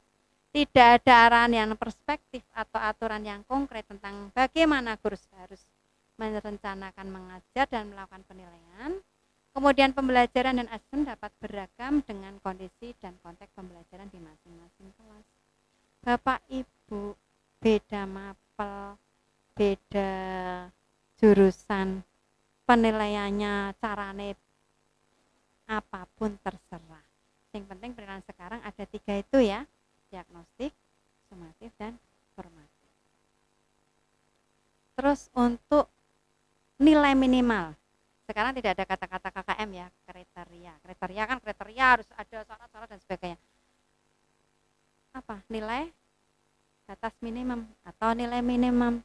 Nah itu dirembuk, berbeda-beda pun tidak apa-apa. Tapi sebaiknya satu sekolah kalau bisa sama. Ya, biar tidak sulit mengingat-ingat anak-anak ini nilainya nilai minimumnya, apalagi wali kelas saya yang memberi nilai ono sing 7 loro, ono sing 70, ono sing 28. Aduh, tambah mumet ya. Kurikulum merdeka ki gawe enggak mumet kok malah jadi mumet gitu ya. Nah, nanti untuk rapotnya bisa dirubah dari yang kemarin, mungkin nanti bisa muncul e-rapot atau elektronik rapot biar lebih enak untuk menerapkannya. Dan nanti P5-nya bagaimana Bu? P5 nanti ada rapot tersendiri. Nah, oke, next. Nah, nanti di tema P5 asesmennya kita tinggal karena diserahkan. Tadi tema P5 ada enggak tadi Pak? Di posisi mana? Coba Pak naik. Ya, sebelumnya. Nah, ini. Tema dalam proyek penguatan profil pelajar Pancasila ada 8. Sebenarnya ada lagi 1, budaya kerja industri. Di kelas 10 nanti Bapak Ibu harus satu sekolah dengan 7 program keahlian menetapkan 3 tema. 2 temanya boleh memilih antara 1 sampai 7, yang kepekerjaan wajib karena kita di SMK. Misalnya Bapak Ibu ambil kewirausahaan sama suara demokrasi misalnya. Monggo, yang 2 milih. Kalau kelas 10 itu. Kalau kelas 11 nanti cukup 2. Milih 1, kepekerjaannya wajib. Kelas 12 semester 5, karena kelas 12 semester 6 itu PKL, wajib 1 aja kepekerjaan. nanti modul P5 itu ada. Di BKSP itu ada, nanti dibaca-baca modul, bukan modul ajar ya, modul P5. Karena dia masuknya di P5 itu masuknya co-kurikuler, tidak intrakurikuler. 30% ngambil. Boleh di sela-sela intrakurikuler, di sempat-sempat di jam-jamnya itu pada saat Bapak Ibu membimbing. Boleh di luar jam pelajaran, pada saat pulang sekolah atau sebelum anak-anak mulai pembelajaran dan sebagainya. Nah, nanti dirembuk mau ambil yang mana. Bu, misalnya kalau suara demokrasi itu seperti apa ya?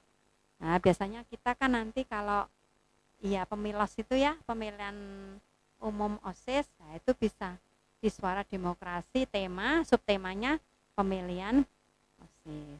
Dikembangkan misalnya nanti anak-anak yang calon ketua OSIS atau di bidang-bidang apa itu, ya disuruh membuat presentasi rencana programnya apa. Lah itu bentuknya dari portofolionya seperti itu.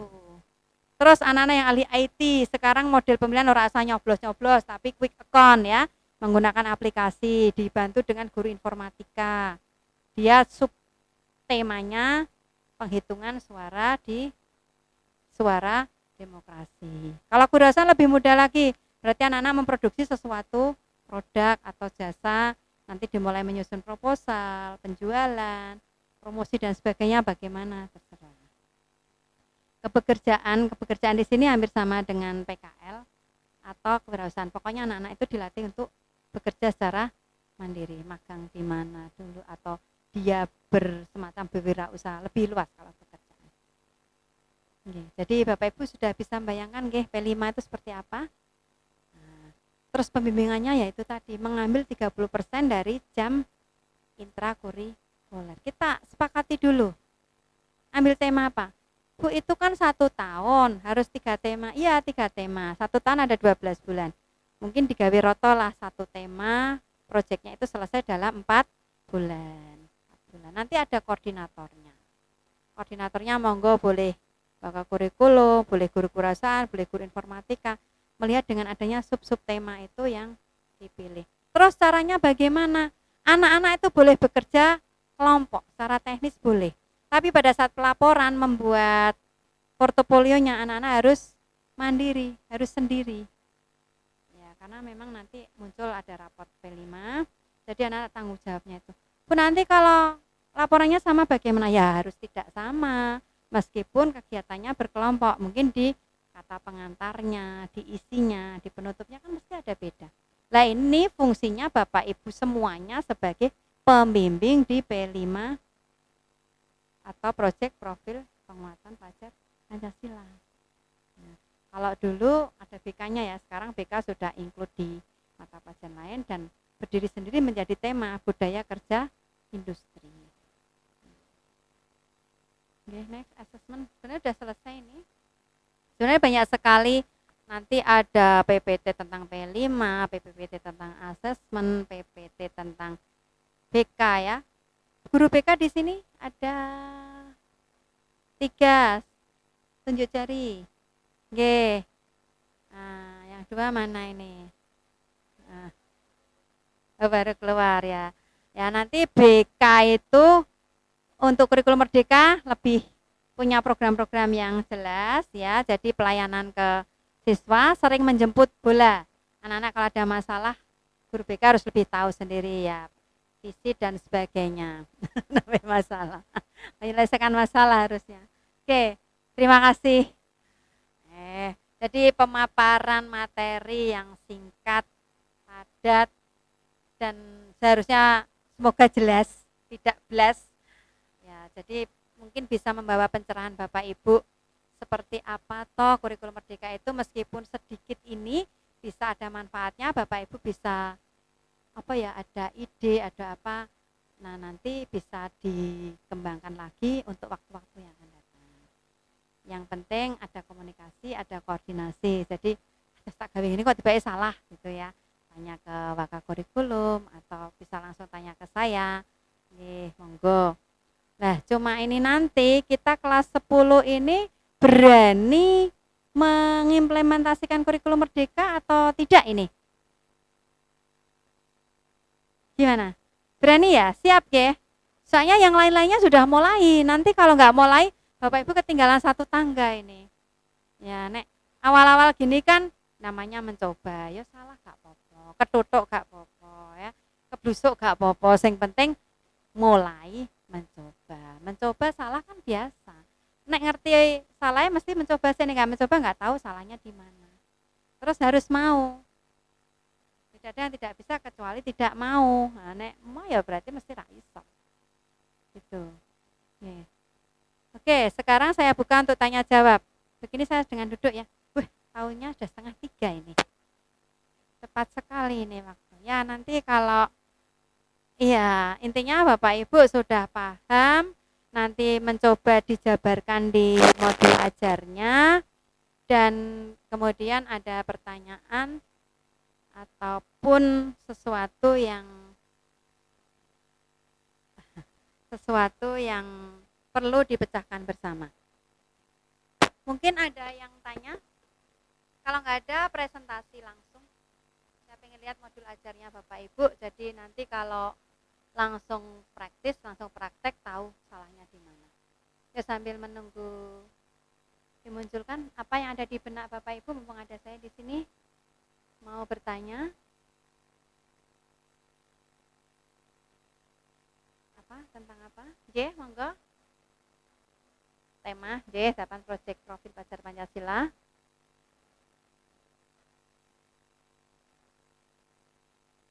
Ya, betul, 3 proyek.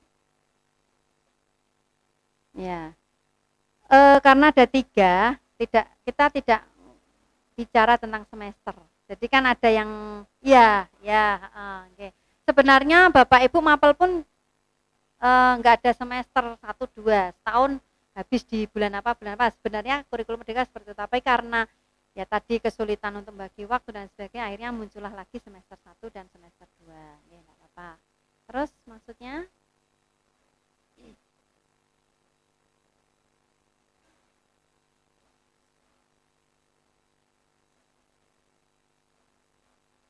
ya betul, portofolio bentuknya. G, mandiri.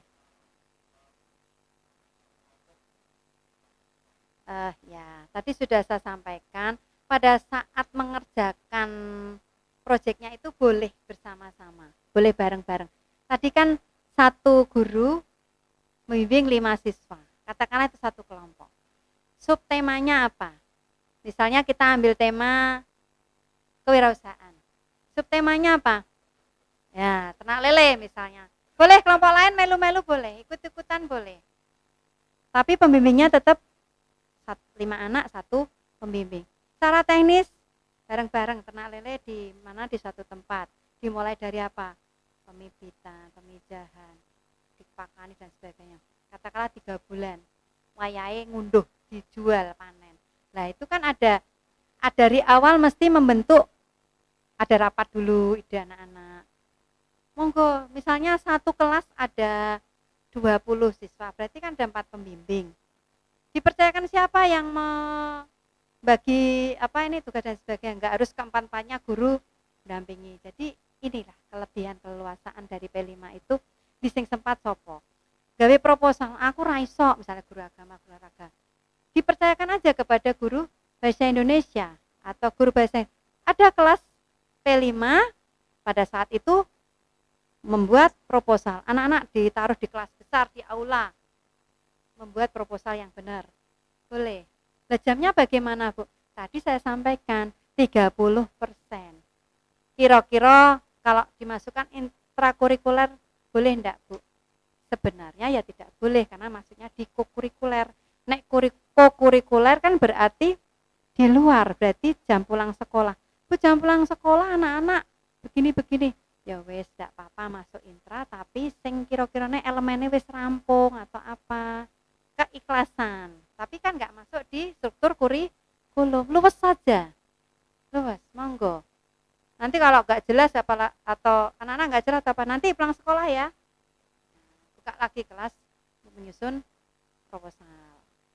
Nah, proyek portofolionya itu pasti kan ada perencanaan, terus kegiatannya, terus mungkin kalau ada berbiaya, RAB-nya seperti apa, itu.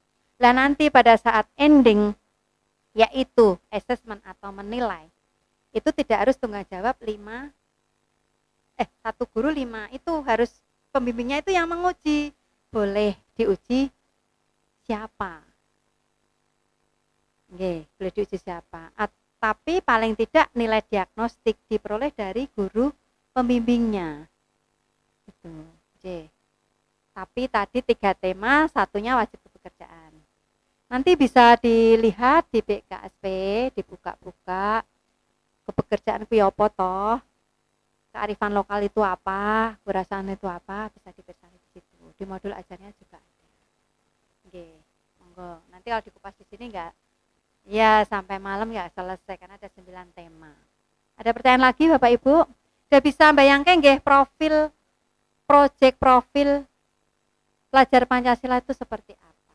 Kalau profil pelajar Pancasila yang ada 6 itu harus masuk di modul ajar. Dimulai dari apa? Iman, takwa kepada Tuhan Yang Maha Esa, gotong royong, kebinekaan global, bernalar kritis, inovatif, kreatif. Nah, itu nanti di modul ajar mungkin Bapak Ibu hanya 1-2 disampaikan, tapi di sini semuanya harus dimasukkan. Ada lagi pertanyaan? Nggak ada? Masih cukup 1 saja. Saya ingin sampel modul ajar. Siapa yang mau menyampaikan? Nanti sekalian saya beri masukan untuk semua Bapak Ibu. Monggo. Nggih. Kejuruan apa ini Pak? Akuntansi. Nggih, monggo.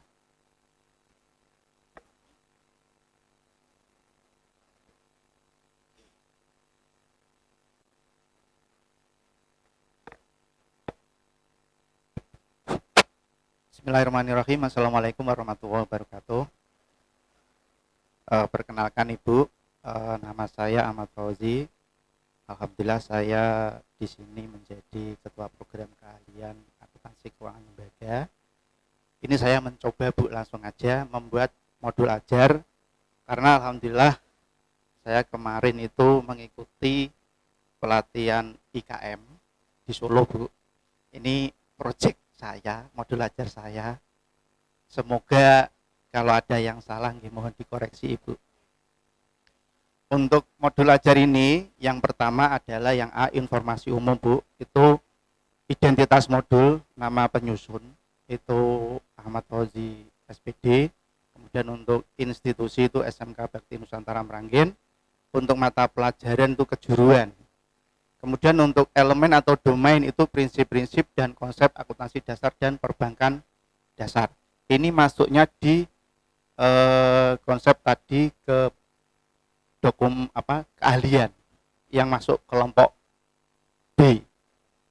Ya, subnya ini prinsip-prinsip. Kemudian untuk tahun pembelajarannya 2022-2023 jenjang sekolah SMK. Kemudian untuk kelas atau fasenya kelas 10 fase E. Untuk alokasi waktu 7 jam. Ya, waktunya 45 menit. Untuk kompetensi awal itu berisi tentang peserta didik mampu memahami sejarah akuntansi. Kemudian B, peserta didik mampu memahami akuntansi pada masa kini. C, peserta didik mampu memahami perbedaan sistem manual dan sistem komputer. Jadi ada 3 kompetensi awal yang akan kita ajarkan kepada siswa.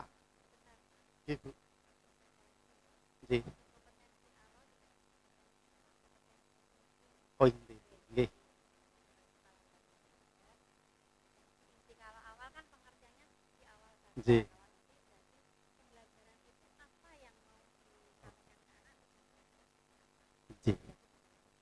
Terima kasih ya. Terus kemudian yang profil pelajar Pancasila itu sudah masuk semua.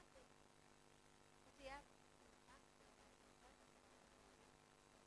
Oke, betul. Berarti di profil pelajar Pancasila mungkin ada yang berpengertian cukup 2 atau 3 profil. Cukup 2 atau 3 profil. Cukup 2 atau 3 profil. Sebenarnya semua harus dimasukkan. Kan nanti di mata pelajaran apapun tidak harus produktif ya, harus ada iman dan takwa. Itu berarti pada saat doa, berarti kan ada. Terus pada saat berkebinekaan global itu seperti apa ya Bu? Nah di kelas itu kan anak-anak bermacam-macam tempat tinggalnya ya. Mungkin ada yang agak di pedesaan, ada yang di kota. Lah mungkin secara SDM berpikirnya kan beda-beda. Nah, itu juga di situ. Kemudian bergotong royong jelas nanti kalau ada kerja kelompok dan sebagainya. Kalau mandiri juga jelas. Berarti dia melaksanakan kegiatan secara mandiri. Kenalar kritis kreatif juga jelas. Berarti semuanya harus dimasukkan. Kalau misalnya ada yang berpendapat cuma 2 atau 3 atau apa, wis gak apa-apa mereka berpendapat boleh. Tapi kalau saya ke-6-nya harus dimasukkan dalam modul ajar. Oke. Oke. Sarana dan prasarana jelas, lanjut Pak. Oke. Bisa dibacakan Nggih. materinya. Nah, ini materi peluang kerja lulusan akuntansi SMK. Ini peluangnya. Kemudian melanjutkan ke jenjang yang lebih tinggi. Kemudian yang ketiga persyaratan yang harus dimiliki untuk bekerja. 4. Memahami upah minimum di tiap provinsi. Ini anak harus paham Bu, karena setiap daerah itu berbeda-beda. Ya. Kemudian untuk sumber ajar Bu, ini sumber belajar ini next Pak. Sumber belajar kan Bapak Ibu guru boleh ambil dari mana saja, dari internet, dari apa-apa dimasukkan. Terus banyak sekali Bu ya. Ya berarti tidak apa-apa. Semakin banyak berarti pengalaman anak-anak juga semakin luas. Boleh. Target peserta didik. Target peserta didik itu dengan kemampuan rata-rata tidak ada kesulitan dalam mencerna dan memahami. Nah, kemudian untuk peserta didik dengan kemampuan di bawah rata-rata itu yang memiliki kesulitan dalam mencerna dan memahami materi ajar, jika tidak sesuai dengan gaya belajarnya tidak dapat berkonsentrasi dalam waktu yang lama atau sebab lain.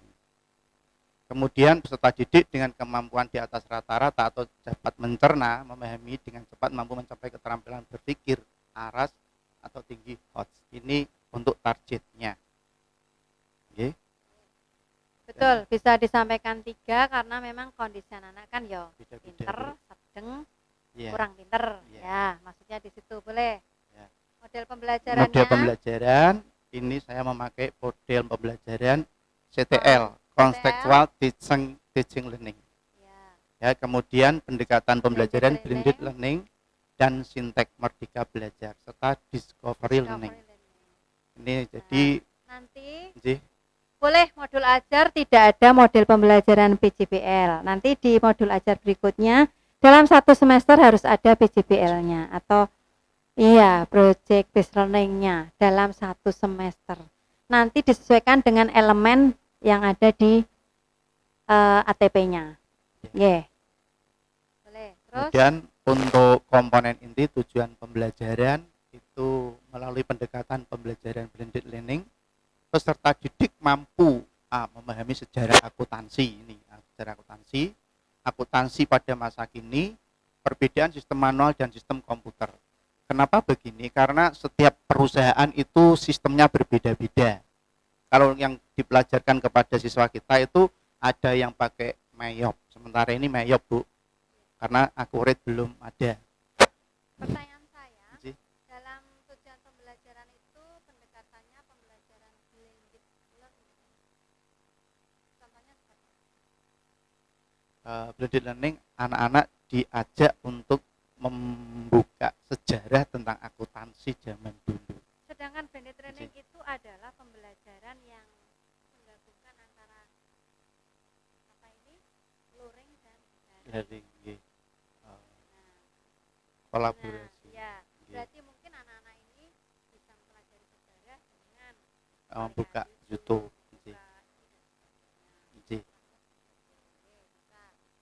Terus sekarang pemahaman bermakna. Pemahaman bermakna itu bekerja setelah lulus, yaitu merupakan hal yang paling menarik dan cita-cita sebagian besar lulusan SMK. Tetapi kaitannya dengan tujuan pembelajaran, adakah di situ? Atau di kompetensi inti tadi? Yang yang di sini Bu, akuntansi pada masa kini nanti.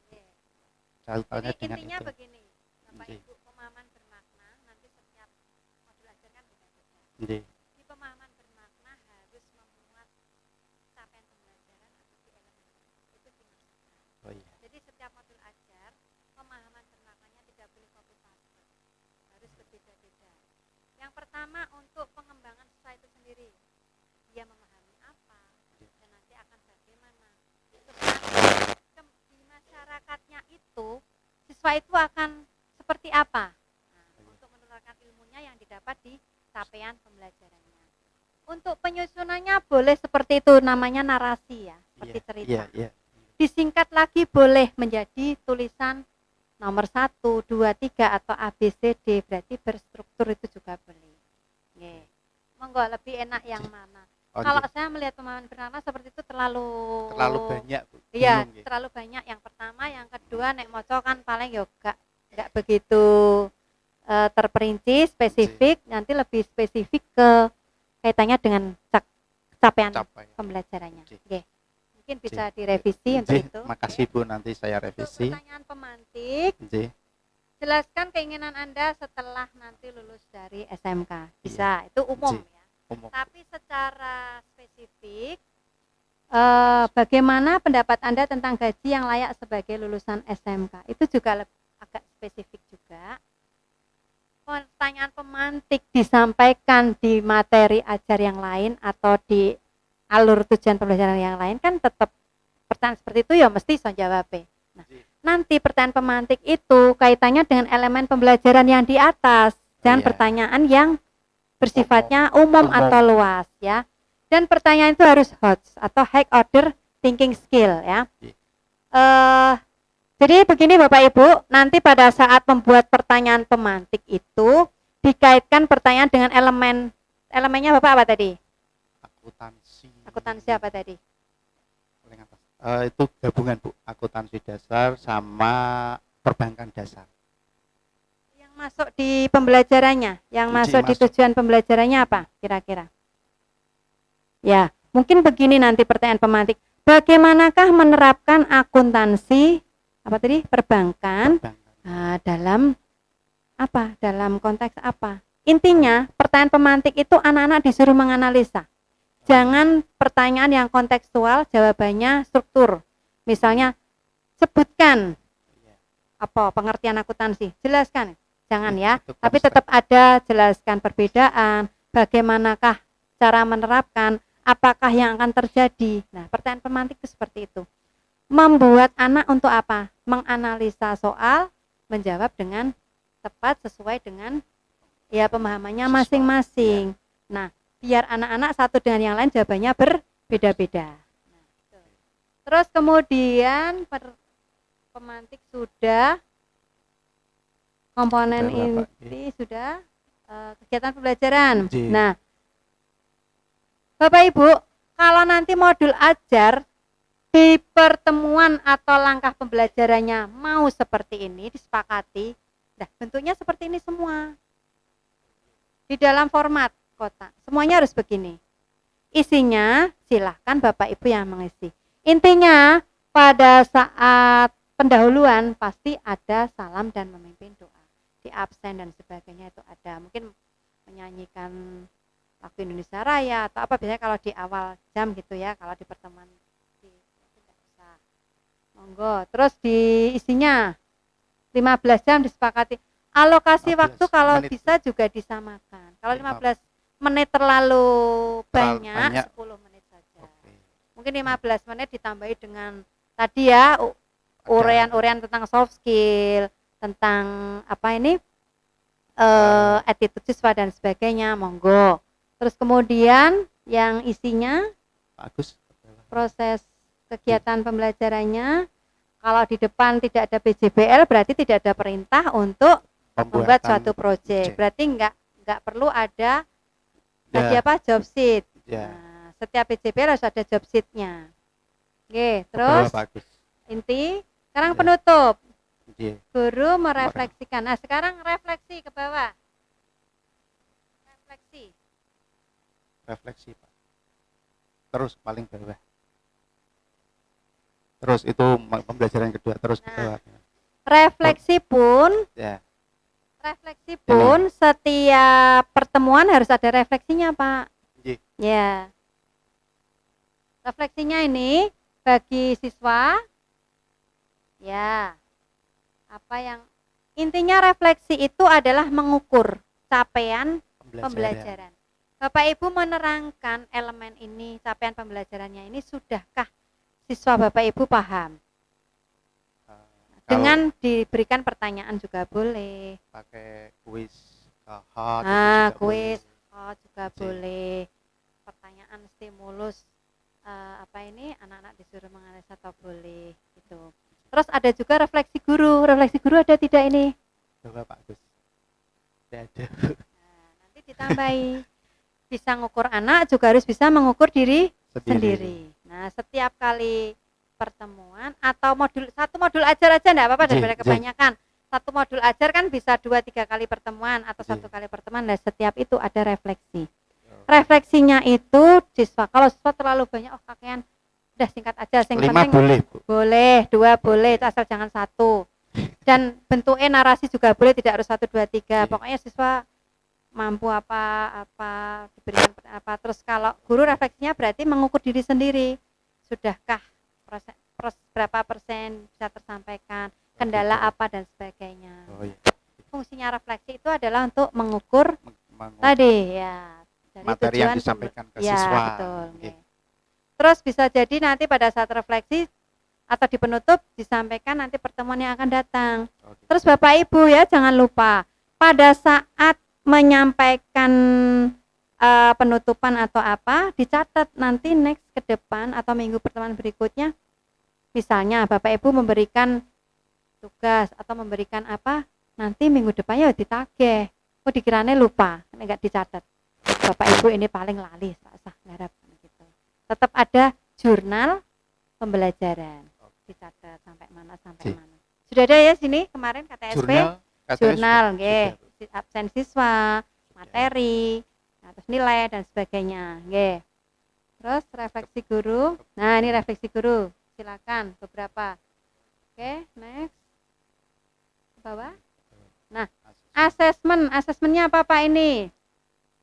Asesmen penilaian ketercapaian tujuan pembelajaran bisa dilakukan secara individu dan boleh, kelompok. Monggo. Terus apa lagi? Lah yang tadi yang merujuk ke apa tadi? Ke materi yang atas tadi. Apa itu? Penilaian apa itu? Bagaimana? Diagnostiknya mana ini? Sudah ada? Belum. Nah, nanti bisa disampaikan penilaian diagnostiknya seperti apa? Ditulis ya. Pengamatan atau pemahaman karakter dan sebagainya. Terus ini observasi guru. Nah, ini bisa masuk penilaian diagnostik ini. Masukkan. Ini Bu. Nah, ini. Nah, ini terus naik ke atas. Nah, ini lebih jelas. Nah, diagnostik mengambil hasil asesmen sumatif fase sebelumnya bisa, dari sikap bisa. Di situ formatif sikap juga sudah masuk, sumatifnya dari pengetahuan bisa. Nah, ini lebih mengerucut. Bisa, boleh. Tapi disepakati semua Bapak Ibu guru harus memakai ini juga. Nanti kita sepakatan dulu. Bisa kesepakatan, intinya sama. Meskipun nanti di prakteknya pengambilan nilai formatif sumatif seperti apa, nanti hasil akhirnya seperti itu.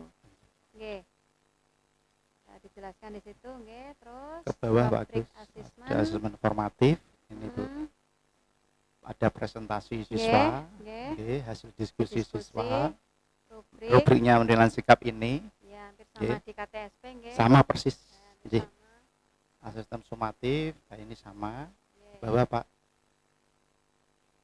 Penilaian sikap. Mau lebih disederhanakan, boleh. Betul. Ini terlalu panjang. Nanti begini, administrasinya Bapak Ibu bagus banget, tapi di kelasnya nanti tidak sebagus di administrasi. Lah itu saya nggak mau. Nanti pada saat datang ke sini, supervisi kelas ternyata, nah nanti lebih disederhanakan saja untuk tidak seperti KTSP kemarin ya, belajar tekan dindi hasilnya ketemunya KKM. Di sini poin intinya anak lebih sederhana, ya anaknya cepat sederhana, tapi menangkap. anak-anak mudeng. Nggih. Terus ada tugas atau proyek. Oke. Nggih. Nggih. Nggih. Ini Oh, milik saya, Bu. glosarium, Nggih. nggih, monggo. Boleh nggih dipakai. Nggih, boleh. Nggih, nggih. Sudah mau selesai, Pak. Ya, ini udah. Terima kasih Ibu. Oke. Ini hasil oleh-oleh saya di Solo. Nggih. Memang belum sempurna, Bu. Masih perlu diperbaiki lagi. Oke, tepuk tangan Kurang Bapak lebihnya, Ahmad Fauzi. Nggih, mohon maaf. Assalamualaikum warahmatullahi wabarakatuh. Waalaikumsalam warahmatullahi wabarakatuh. Oke, terima kasih Pak Fauzi. Kemarin sudah ikut IKM di Solo. Nggih. Yang diundang mewakili apa Pak? FGD atau MGMP atau apa? MGMP Provinsi Jawa Tengah Produktif Akuntansi. Oke. Oke. Nah, itu bisa dipakai. Cuma tadi ya Pak ada sedikit-sedikit yang direvisi, lebih disederhanakan. Jadi Bapak Ibu itu jangan takut salah, jangan takut melangkah. Intinya harus mengerjakan. Sudah jam 3 kurang 10, monggo Pak Agung kembali menemani saya untuk menutup agenda. Sebelumnya saya mohon maaf Bapak Ibu semua. Semoga hari ini ada manfaatnya. Nanti mungkin ke depan akan lebih banyak saya menyampaikan karena mengingat waktu lah yang memisahkan kita, yang penting hati kita tidak terpisahkan gitu. Okay. Saya mohon maaf apabila ada kata-kata yang kurang berkenan, ada salah dari tingkah laku saya juga yang tidak berkenan, karena saya manusia yang tidak sempurna, kesempurnaan hanya milik Allah semata. Tadi pesan saya di depan, apapun yang terjadi, kita sepakat ya, kelas 10 kurikulum merdeka. Sepakat, oke. Seandainya yang direkomendasi provinsi hanya KTSP, seandainya nih kemungkinan terburuk, tapi tidak apa-apa, tetap jalan, tetap legal, tetap tidak dianggap ilegal sambil berjalan, karena dulu awalnya sekolah PK itu juga pengrekomendasian juga di bulan-bulan November, tidak di awal Juli seperti ini. Nah, jadi karena memang ini ya tidak menyalahkan siapa-siapa kok sampai SK-nya tidak keluar. Ya yang salah aplikasi ini lah pokoknya, tidak yang salah. Nah, intinya Bapak Ibu sepakat satu visi satu misi memajukan SMK Bakti Nusantara. Hari kemarin harus lebih baik dari hari esok yang akan datang. Sepakat Bapak Ibu? Setuju? Oke, alhamdulillah. Oke, saya boleh ya saya? Kita error ini saya, ngantuk ini ya. Hari esok harus lebih baik dari hari ini. Ya tadi saya ngomongnya gitu kok perasaannya. Ternyata keliru ya. Oke, terima kasih, berarti panjenengan tidak ngantuk ya. Tidak error seperti saya ini, saya dari pagi tadi ini seperti jual jamu ini ngomong terus. Nggih, terima kasih Bapak Ibu. Terima kasih sekali lagi atas motivasinya, atas semangatnya. Wabillahi taufiq wal hidayah. Wassalamualaikum warahmatullahi wabarakatuh.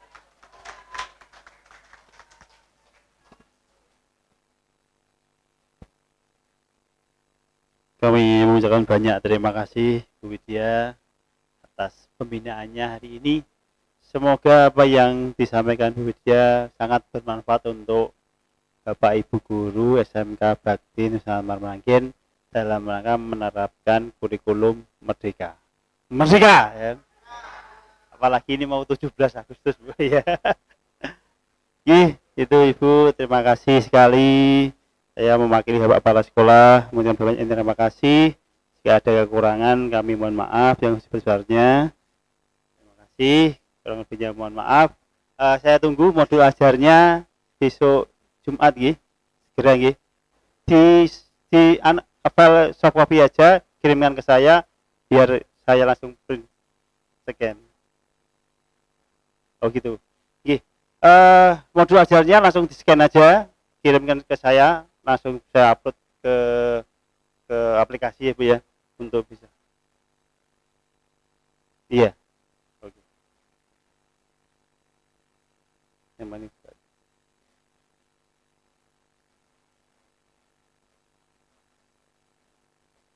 Oke. Itu Bapak Ibu sekalian, terima kasih untuk partisipasinya. Kurang lebihnya mohon maaf, saya akhiri. Wassalamualaikum warahmatullahi wabarakatuh.